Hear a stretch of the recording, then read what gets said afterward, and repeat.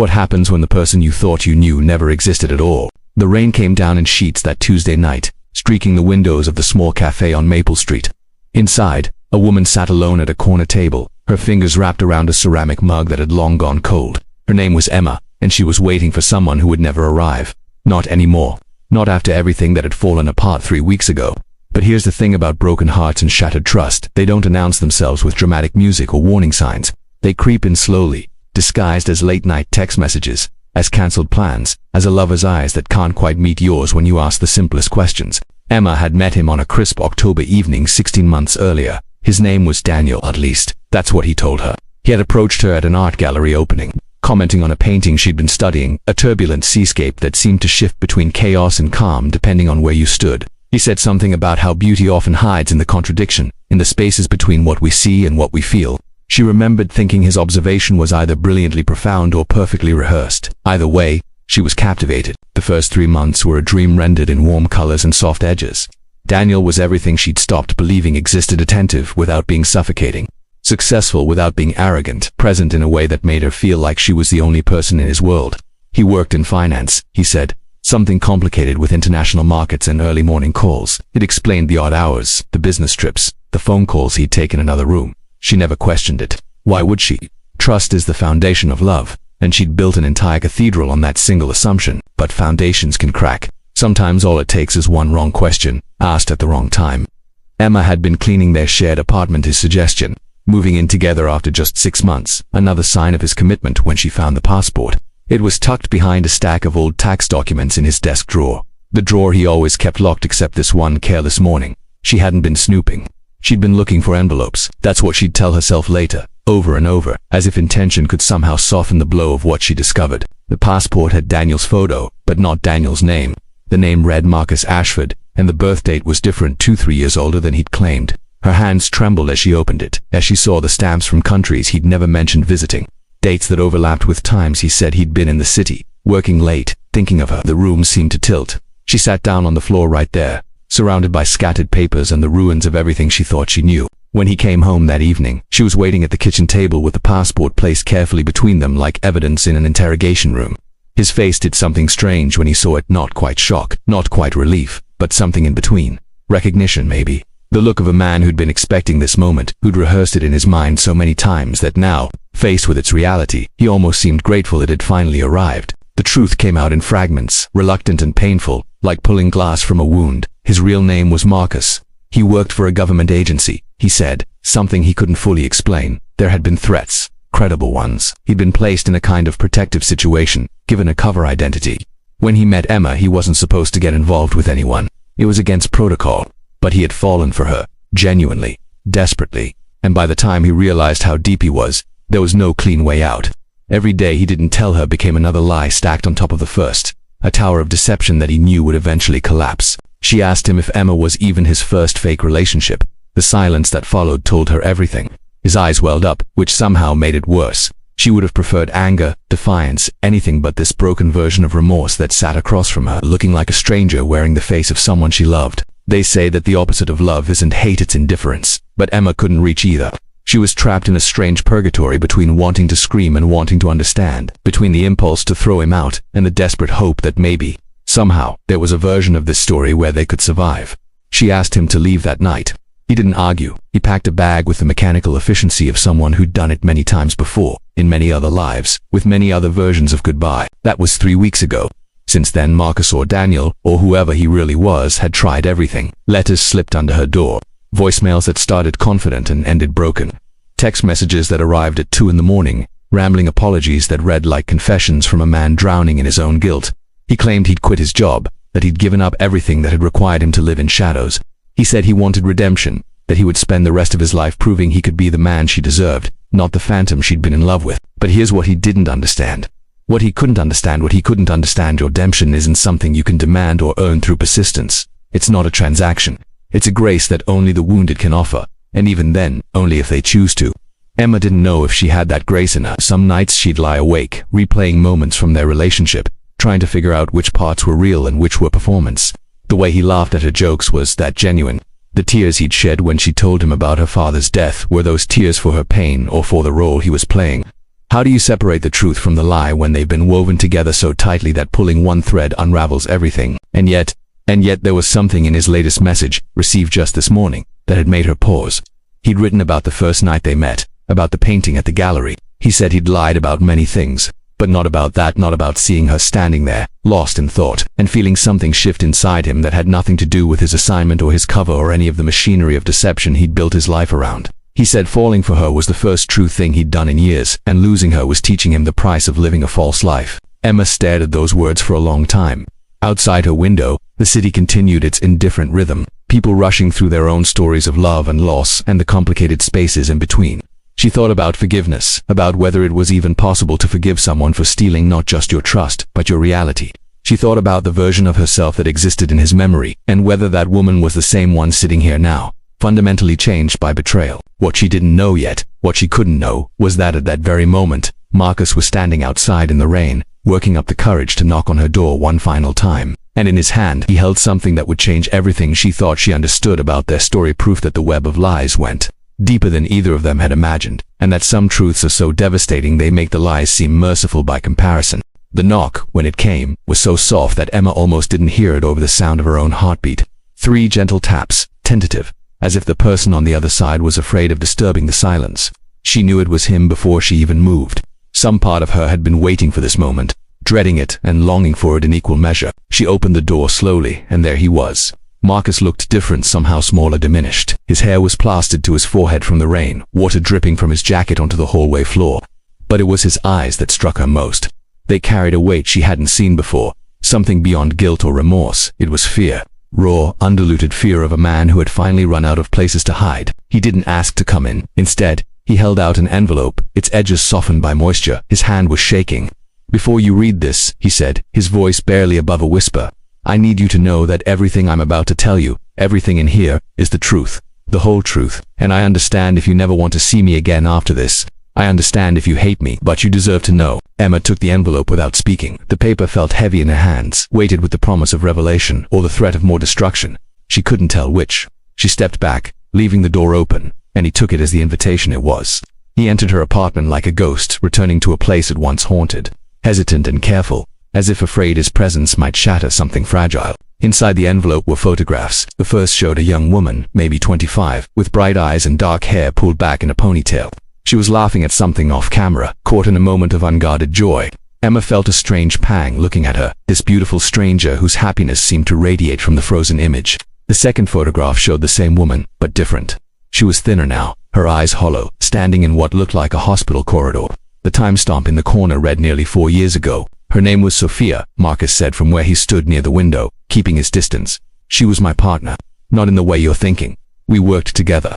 Same agency, same impossible situations, same lies we told ourselves were necessary." He paused, and Emma could see him gathering strength for what came next. "We fell in love despite every rule that said we shouldn't, and I thought I could protect her. I thought if we were careful, if we followed the protocols, we could have both the work in each other.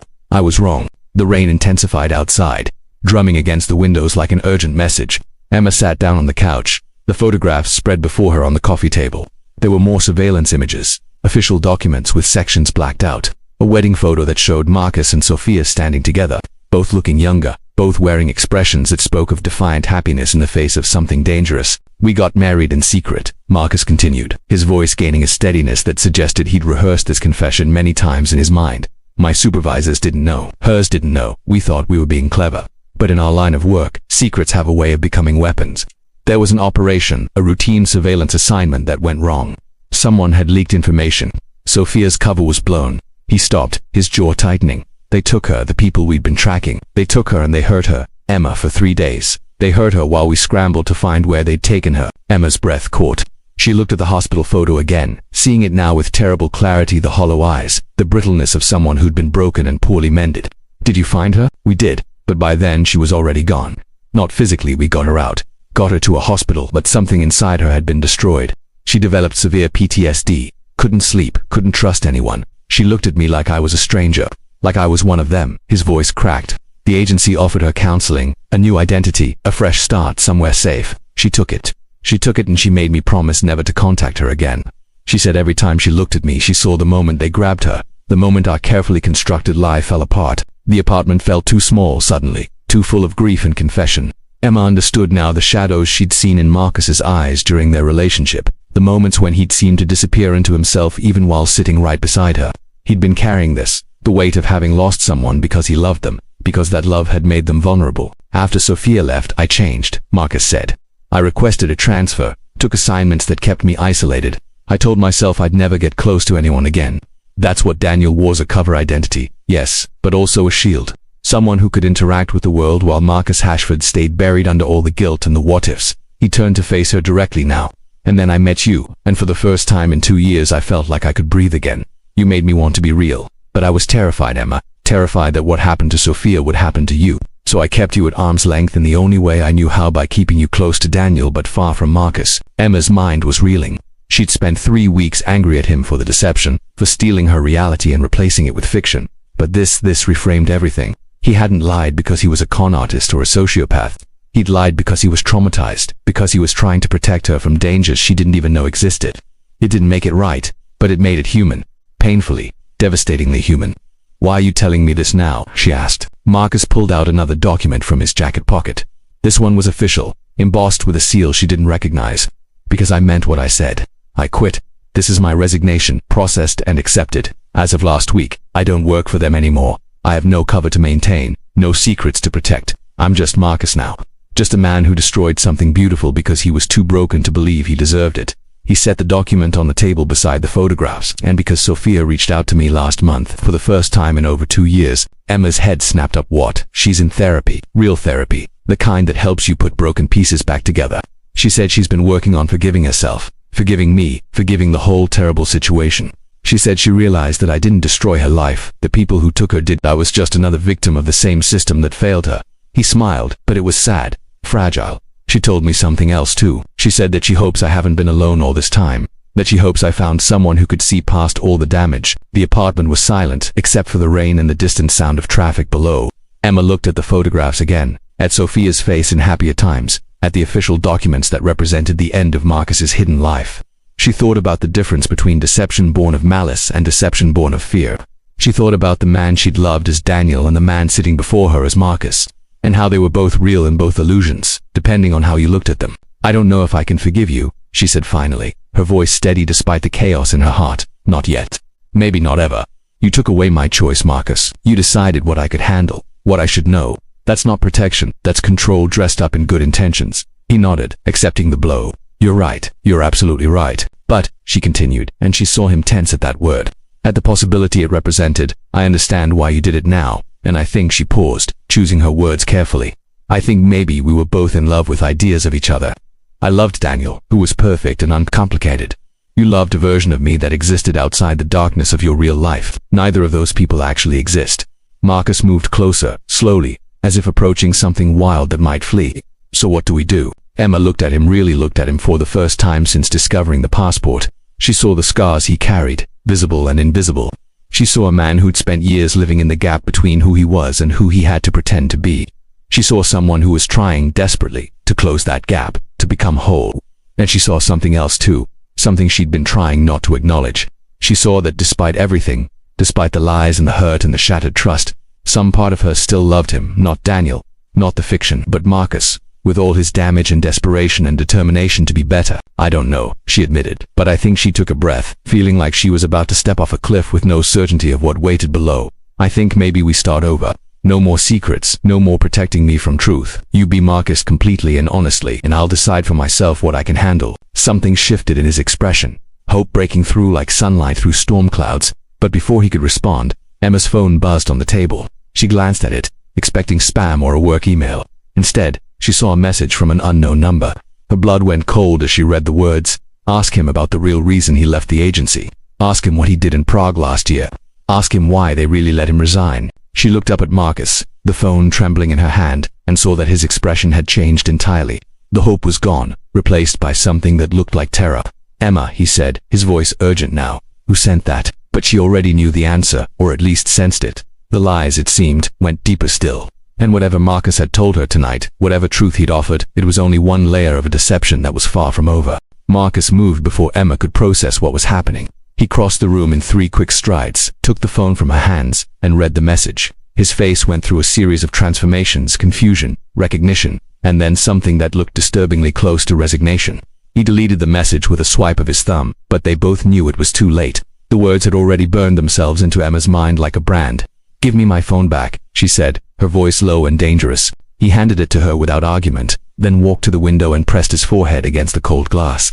The rain had slowed to a drizzle now, leaving streaks that caught the streetlights and turned them into molten gold. "Prague," he said finally, the word falling heavy between them. Of course they'd bring up Prague. Emma felt her stomach drop. "Who are they?" "Marcus." "Who sent that message?" "I don't know. It could be anyone. The agency, someone I worked with, someone who doesn't want me having a normal life." He turned back to face her, and she could see the conflict playing out behind his eyes, the calculation of how much truth to offer, how much to withhold. She recognized that look now, and it made her sick. "Emma, listen to me. What happened in Prague?" "Don't," she interrupted, standing up. "Don't you dare try to curate this for me. Don't decide what I need to know and what I don't. That's exactly what got us here." He flinched as if she'd struck him. "You're right. You're right." He sat down on the edge of the couch, his hands clasped between his knees. He looked like a man at confession, or a defendant awaiting sentencing. "Prague was my last operation before I resigned. It was supposed to be simple surveillance on a weapons dealer. Nothing direct, but intelligence was bad. Or maybe someone wanted it to go wrong. I still don't know which." He paused, gathering himself. "We walked into a trap. My partner, not Sophia. This was after her was shot. He survived, barely, but the whole thing went sideways. There was a fire. The building we'd been monitoring. It had people inside. Civilians." Emma's hands had gone numb.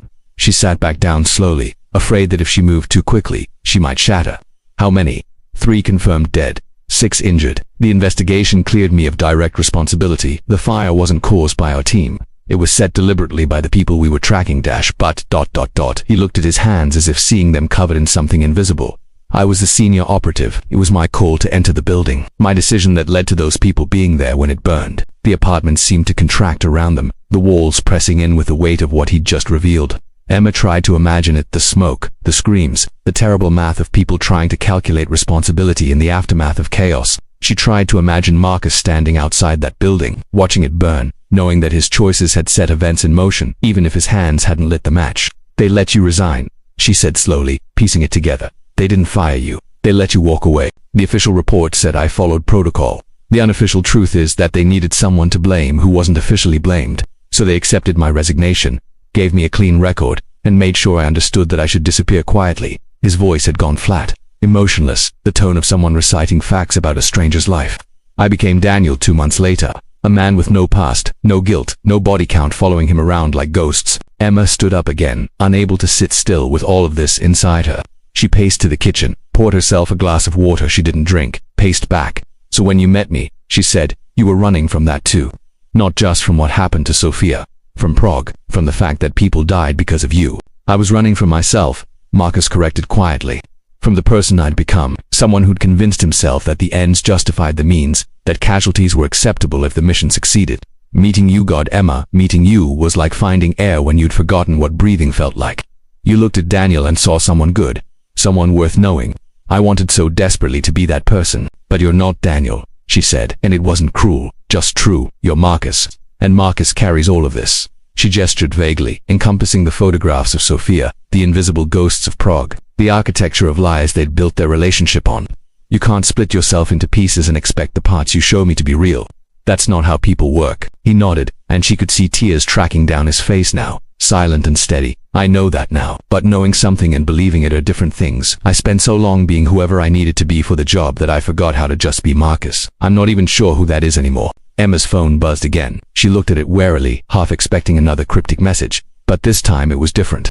A photo, sent from the same unknown number.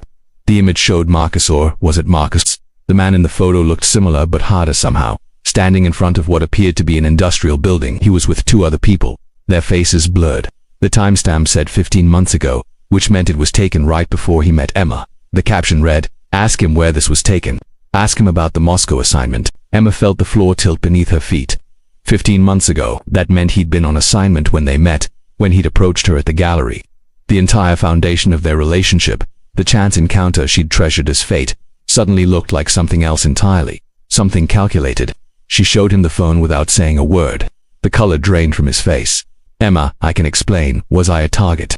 The question came out sharper than she intended, but she didn't soften it.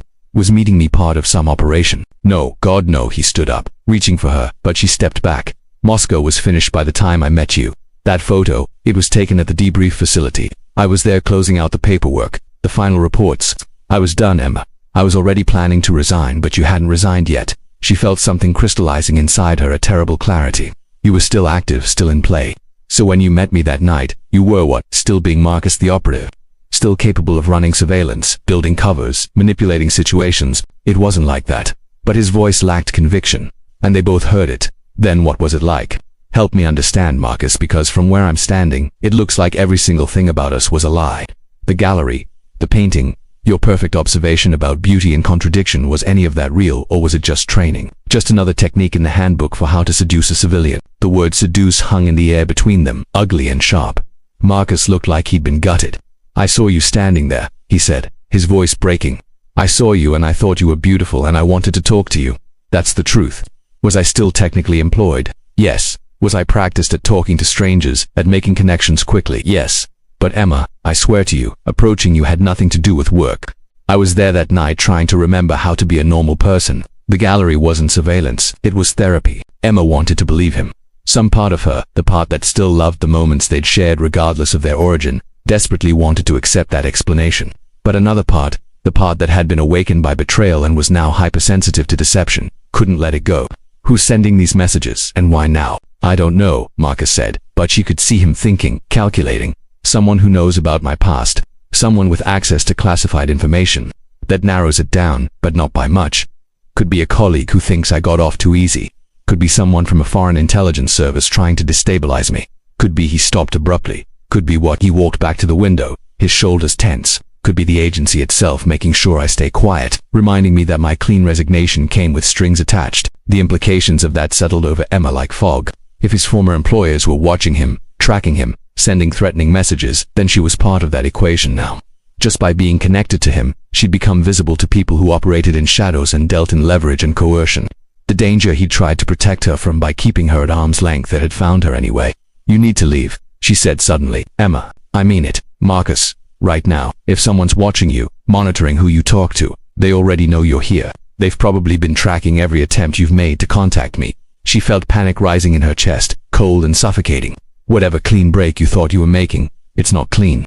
And I can't be part of whatever this is. He looked at her for a long moment, and she could see him warring with himself, the part that wanted to argue, to stay, to protect her, fighting against the part that knew she was right. Finally, he nodded. He gathered the photographs and documents from the table, moved toward the door, then paused. Emma, I need you to know something. Whatever happens next, whatever else you find out about me, this is true. Loving you was the only honest thing I've done in years. Maybe the only honest thing I've ever done. She didn't respond. Couldn't. There were too many emotions tangled together, and fear and grief and something that might have been love, if love could survive this much damage. He left, closing the door softly behind him. Emma stood in the center of her apartment, surrounded by the ordinary objects of her life that suddenly seemed fragile and temporary. She looked at her phone, at the unknown number that had sent the messages. She thought about deleting the conversation, blocking the number, pretending none of this had happened. Instead, she did something that surprised herself. She typed out a message. Who are you? What do you want? The response came almost immediately, as if someone had been waiting for her to ask. To show you the truth. Marcus Ashford is not who he says he is. The resignation is fake. Prague was no accident, and you, Emma, were never a coincidence. Check your apartment, behind the bookshelf in your bedroom. He left something there. Something he never planned for you to find. Emma's blood turned to ice. She looked toward her bedroom. At the bookshelf visible through the open door, the bookshelf Marcus had helped her assemble when he moved in. The bookshelf he'd insisted on positioning in that exact spot, despite her preference for it by the window.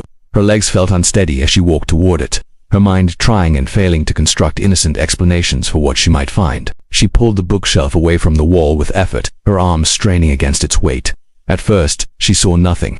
Just wall. Just the accumulated dust of months. But then her eyes adjusted, and she saw it a small black device, no bigger than a button, attached to the wall behind where the bookshelf had stood. She'd seen enough spy movies to recognize what it was. A listening device.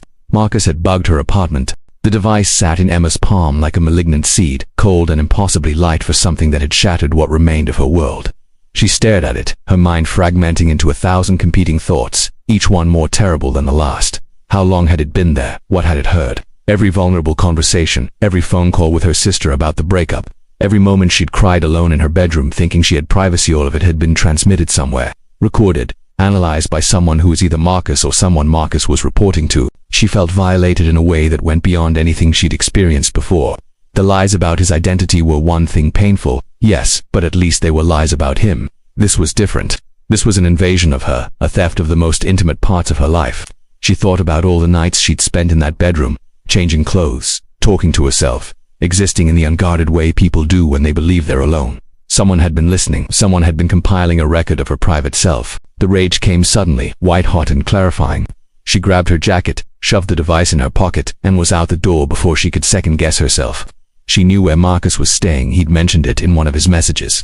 A small hotel 3 blocks away, the kind of anonymous place where people go when they're between lives or hiding from their current one. The rain had stopped entirely now, leaving the streets slick and reflective, the city holding its breath in that strange suspension between storm and calm. The hotel lobby smelled of old carpet and industrial cleaner.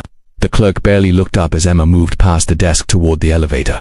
3rd floor, room 3-0-7. She'd memorized it from his message, though she'd had no intention of using the information until this moment. Now it felt like destiny, like every choice she'd made tonight had been leading her here, to this confrontation. She didn't knock. She pounded on the door with the flat of her hand, loud enough that she heard movement in the neighboring rooms, voices raised in irritation. She didn't care. Let them complain. Let the whole floor wake up and witness this. Marcus opened the door looking exactly as she'd expected, disheveled, exhausted, a man who'd been sitting in the dark replaying his failures. His expression shifted from surprise to confusion to dread as he saw her face. Emma, what? She held up the device. Explain this. He went completely still. For a moment she thought he might deny it, might try to convince her it was something else, planted by someone else, anything but the truth. But instead, his face crumpled. Oh God, Emma, your apartment is bugged too, isn't it? She pushed past him into the room. You need to show me, right now, because either you put this in my bedroom and you're exactly the monster I'm starting to think you are, or someone else did, and we're both in more danger than you've admitted. The hotel room was sparse: a bed, a chair, a television that looked like it hadn't been turned on in years. Marcus closed the door and leaned against it, looking like a man facing execution. I need you to understand something first. I need you to know that I never listened to them. I placed the devices, yes, both apartments, but I never activated them. Never turned them on. Never heard a single second of what they recorded. Why should I believe you? Because I can prove it. He pulled out a laptop from a bag on the floor, opened it, and turned it toward her. The screen showed a program she didn't recognize, lines of code and file directories. He navigated to a folder labeled with a long string of numbers and letters. These are the recordings. See the file sizes. They're massive because they've been recording constantly since I installed them. But look, he pointed to a column of dates. Not one of them has been accessed. Not opened. Not downloaded. Not played. They're just sitting here, accumulating. Emma stared at the screen, trying to make sense of what she was seeing. Why plant them if you weren't going to use them? Marcus sat down on the edge of the bed, his hands hanging loose between his knees. Insurance, that's what I told myself. That's how I justified it. I thought if something happened, if someone came after you because of me, I'd have a record. I'd know what happened, who took you, what they said. I could use it to find you, to save you. He laughed, but it was hollow, self-loathing. The truth is, I was so broken by what happened to Sophia that I couldn't trust myself to protect you. So I did the only thing I knew how to do. I created surveillance. I turned you into an asset I could monitor, not because I didn't trust you, but because I didn't trust the world, or myself. Emma felt something shift inside her, a subtle realignment of understanding. The device was still a betrayal, still a violation, but it wasn't the betrayal she'd thought. It wasn't Marcus spying on her for nefarious purposes. It was Marcus trying to build a safety net out of the only materials he knew, the tools of his trade, even though those tools were fundamentally wrong for the job. It was the act of a deeply damaged man trying to love someone while drowning in trauma. You should have told me, she said quietly. You should have asked. I know, God, Emma, I know. But how do you tell someone you care about that you're so terrified of losing them that you've essentially put them under surveillance? How do you explain that without sounding like exactly the kind of person who shouldn't be in a relationship at all? She pulled out the chair and sat down, suddenly exhausted. The adrenaline that had carried her here was draining away, leaving behind a weariness that went bone deep.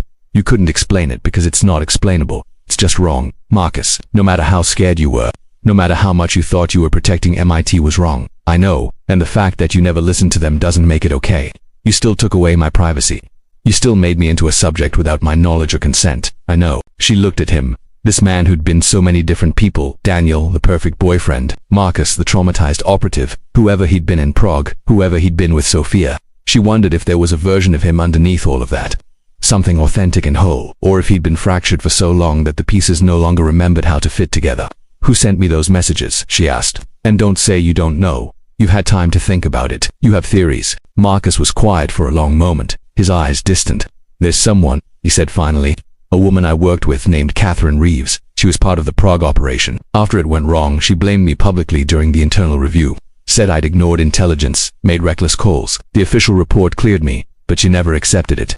Last I heard, she'd been transferred to a desk job she considered beneath her skills. She blamed me for that too. You think she's the one sending the messages? It's possible. She'd have access to old files, photographs, operational details, and she'd have motivation if she thinks I got away with something in Prague.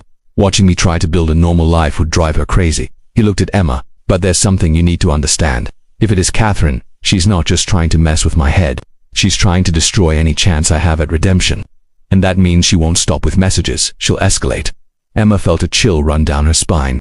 Escalate how? She could leak information to the press, make Prague public. That would destroy any chance I have of building a new life. Employers would see me as radioactive, neighbors would fear me, or she could go further. She knows where I'm vulnerable now. She knows about you. The implications hung in the air between them. Emma thought about the unknown number, the careful timing of the messages, the way they'd been designed to fracture whatever fragile trust remained between her and Marcus. If someone was trying to isolate him, to strip away his support systems and leave him completely alone with his guilt, it was working. Why me? Emma asked. I'm nobody. I'm just a woman you dated. Why would she care enough to involve me? Marcus looked at her with an expression that was equal parts tender and tragic. Because you're not just anybody to me. You're the first person I've cared about since Sophia. The first person I've let myself be real with, even partially. If Catherine knows that, she knows that hurting you is the most efficient way to hurt me. Emma stood up and walked to the window. The city stretched out below, thousands of windows lit against the night, each one containing lives she'd never know, dramas she'd never witness. She'd always taken comfort in that anonymity, in being one small story among millions. Now she felt exposed, visible, like a figure on a stage with spotlights trained on her. I need you to show me everything, she said, turning back to Marcus.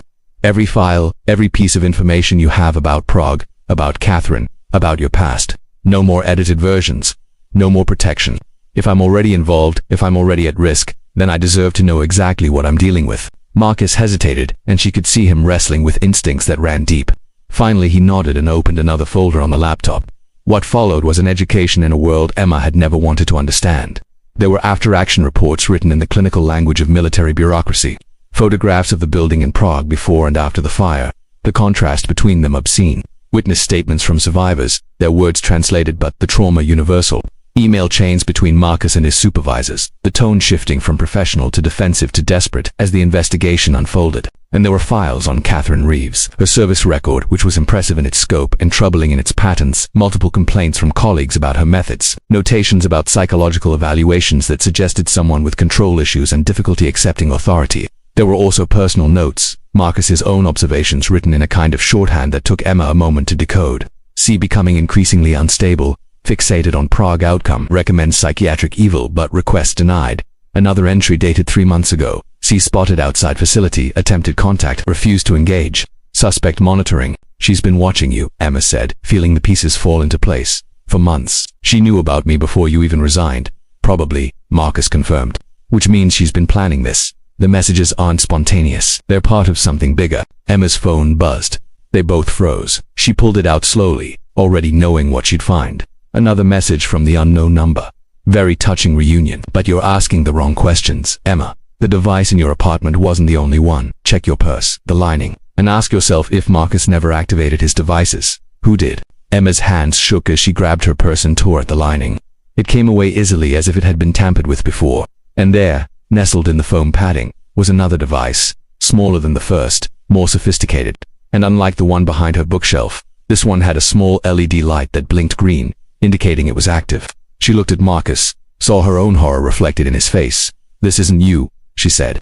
It wasn't a question. No, I've never seen that model before. That's he reached for it, stopped himself. That's current generation. Military grade. The kind of thing that requires authorization and oversight to deploy. The implications were staggering. Someone with significant resources and access had been monitoring Emma, possibly for months. Not Marcus's amateur attempt at protection, but professional surveillance. And if they'd planted it in her purse, they'd had physical access to her belongings. They'd been close. Maybe they still were. We need to leave, Marcus said, already moving. Right now. If they're monitoring you this closely, they know you found the first device. They know you came here.